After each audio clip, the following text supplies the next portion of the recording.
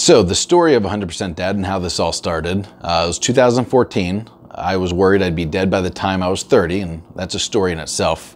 I wanted to make sure the business didn't crumble and dissolve if I died unexpectedly, and since that was the only source of income for our family, I felt it was important for my wife to know what she needs to do the very next day after I die to ensure she had an income or at very least an asset to sell.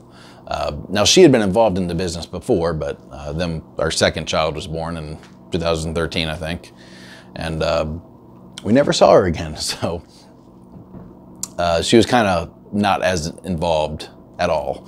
So I began to put together a binder, ended up being like that thick, on how to run the business, and from day one on who to call and what to say, to the mundane details of day-to-day operations, even the long-term hopes and strategies. But everything was written down in detail in that big thick binder.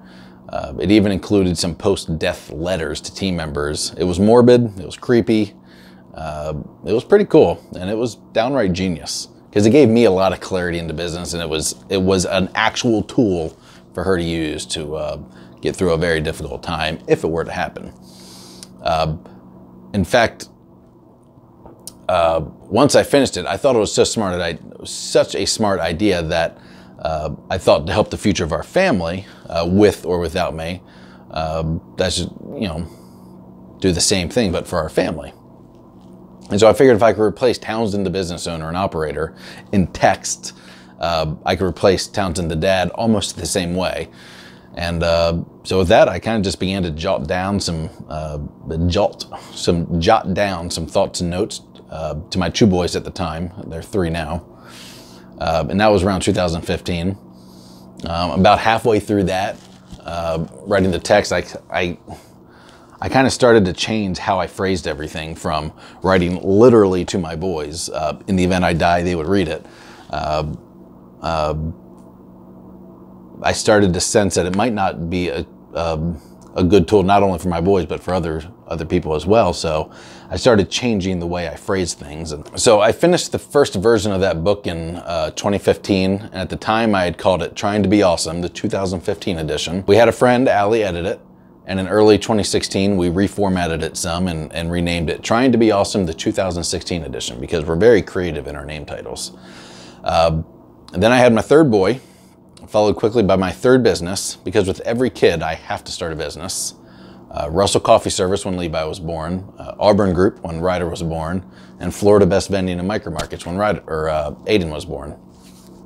So needless to say, we were pretty busy in 2016 and 2017, juggling life with that many moving and talking parts. Once 2018 came around, I kind of had this nagging desire to put out this content again. Life was kind of returning back to normalcy. And frankly, I feel a shift starting to happen with dads. An overwhelming desire to return to nostalgic manliness, to step up and be the man of the house, and to lead their families and to hold their value systems true. To be a better generation of man and a better generation of dad than has really ever been on this planet. And so here we are, finding ways to express content, create a forum for discussion and education, and breed a support system for dads everywhere.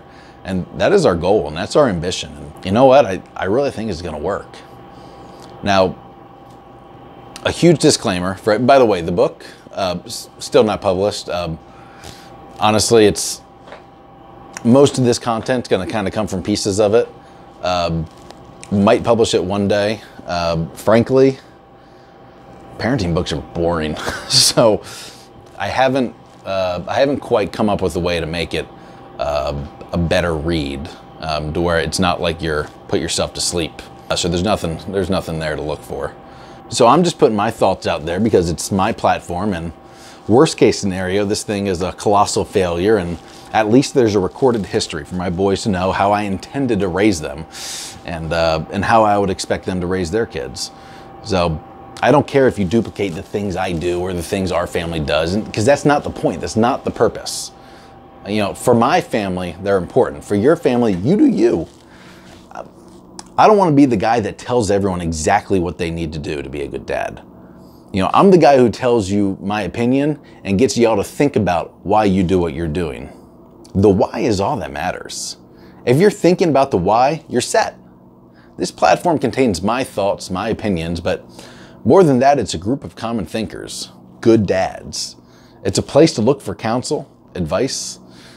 It's a place to brag about being a good dad. It's a place to surround yourself with common men. So if I start acting like I'm on a high horse, punch me in the face, kick me in the gonads, because that's not what this is meant to be.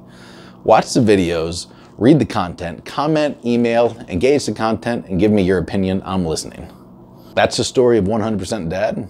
Again, we're not telling you how to be a dad or what exactly you need to do. We just want you to think about, being the best dad for your family. Your values, your ethics, they're yours. And every family can't be the same. That's why God made us unique. Your family is unique and you do things your way. I just want you to think about why you're doing what you're doing and how that's going to affect your kids going forward. I'm Townsend Russell with 100% Dad. Thanks for listening. Thanks for watching. Find us everywhere: YouTube, Facebook, Snapchat, Instagram, on our website, podcasts, and blogging. Again, engage the content and give me your opinions. I'm listening. Have a great day.